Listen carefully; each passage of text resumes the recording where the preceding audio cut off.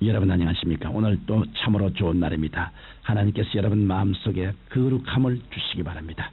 저는 오늘 마태복음 6장 7절로 13절의 말씀을 가지고 기도의 몇 가지 요소란 제목으로 은혜를 나누고자 합니다.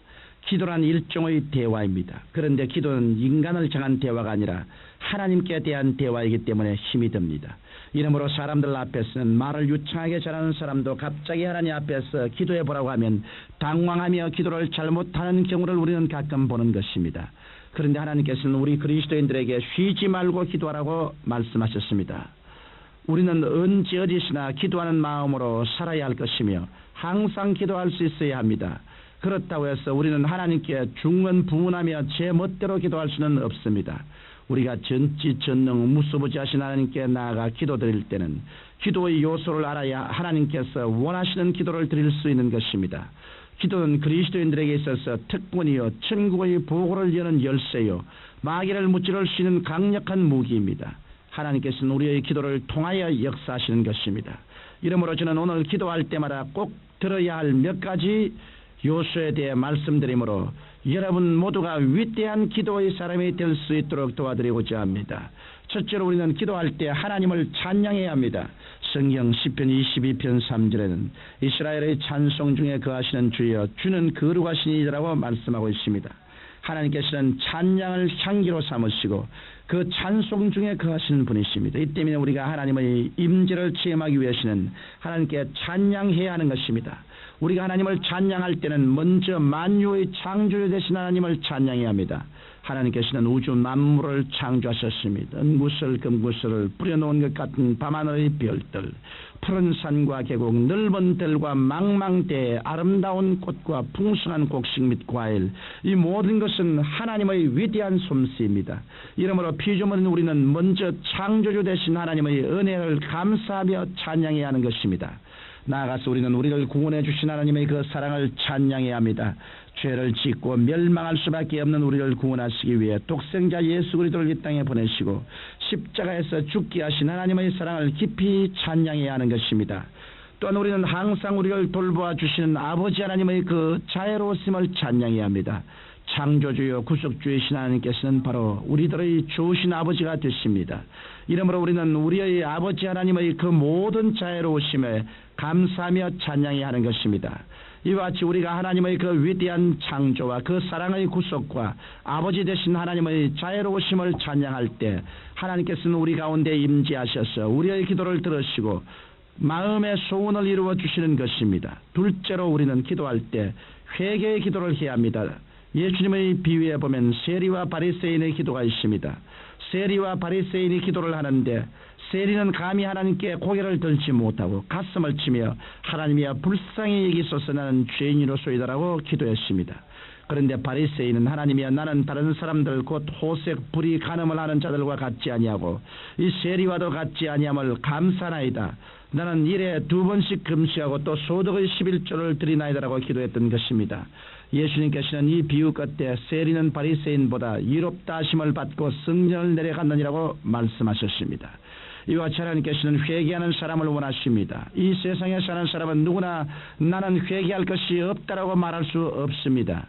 이 세상에 행함으로 이롭다함을 받을 사람은 하나도 없는 것입니다. 그 때문에 우리는 하나님 앞에 설 때마다 회개해야 합니다. 성경은 만일 우리가 우리 죄를 자백하면 저는 미쁘시고 이로우사 우리 죄를 사하시며 모든 불의에서 우리를 깨끗게 하실 것이라고 말씀하셨습니다. 우리가 회개할 때 하나님과 우리 사이를 가로막은 죄악의 담은 허물어지고 하나님께서는 우리의 기도를 들어주시는 것입니다. 셋째로 우리는 하나님 앞에 우리의 소원을 간절히 구해야 합니다. 우리가 찬양하고 회개하였으면 그것으로 기도가 끝난 것이 아닙니다. 그 다음에는 축복을 구하고 소원을 아뢰어야 하는 것입니다. 여러분 중에는 혹시 안 구해도 하나님께서 우리의 사정을 다 아시고 축복해 주실 텐데 라고 생각하는 분이 있을지 모르겠습니다.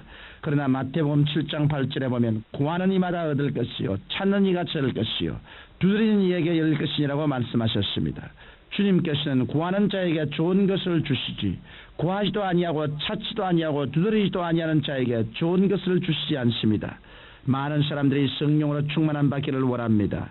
그러나 진실로 성령의 충만 받기를 원한다면 갈급한 마음을 갖고 하나님께 뜨겁게 간구해야 할 것입니다.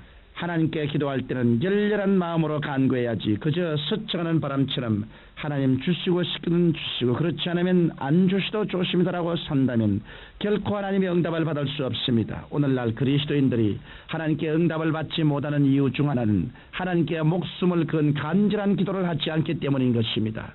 이러므로 한두 번 구하고 나서 하나님의 응답이 없다고 낙심하여 포기하면 안 됩니다.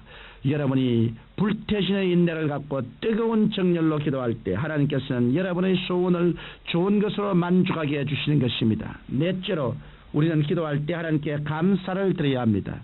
성경 시편 50편 23절에는 감사로 제사를 드리는 자가 나를 영화롭게 하나니 그 행위를 옳게 하는 자에게 내가 하나님의 구원을 보이리라고 말씀하셨습니다.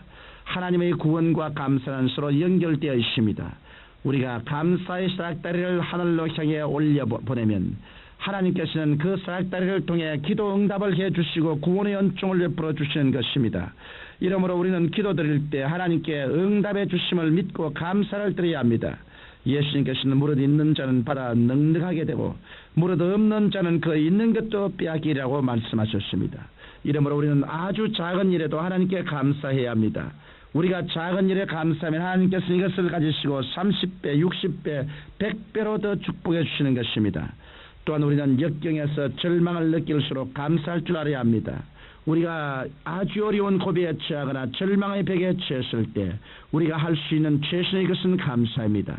그래서 우리가 하나님 저는 어떻게 했는지 모르겠습니다. 왜 이런 역경이 다가오고 이런 고난에 처하게 되는 것을 알 수 없습니다. 그러나 성경에 하나님을 사랑하는 자 곧 그 뜻대로 부르심을 입은 자들에게는 모든 일이 합력하여 선을 이룰 것이라고 말씀했으므로 이 말씀을 믿고 주님께 감사의 기도를 드립니다라고 기도할 때 우리의 마음도 긍정적이 되고 이를 통해서 하나님의 능력이 우리에게 나타나게 되는 것입니다. 청취자 여러분, 기도는 예수님을 믿고 성령으로 거듭난 사람이면 누구나 하나님께 드릴 수 있습니다. 그러나 믿음이 성장해가면 무조건 주시옵소서라고 간청하는 기도에서 좀 더 폭이 넓고 깊이 있는 기도를 드려야 하는 것입니다. 이러므로 여러분은 기도할 때 먼저 하나님을 찬양하고 하나님 앞에 자신을 살펴 회개하고 자복하며 구하는 모든 것을 감사함으로 아뢰는 기도를 드리십시오. 그럴 때 여러분의 기도는 하나도 땅에 떨어짐이 없이 모두 다 하늘에 상달되고 여러분의 생애는 하나님의 영광으로 가득 차게 될 것입니다. 사랑하신 아버지 하나님, 우리 모두 다 뜨겁고 열렬하게 기도하고 그로 말미암아 자기가 변화받고 이웃을 변화시키는 놀라운 은총을 누리게 하여 주옵소서. 예수님 이름으로 기도합니다. 아멘.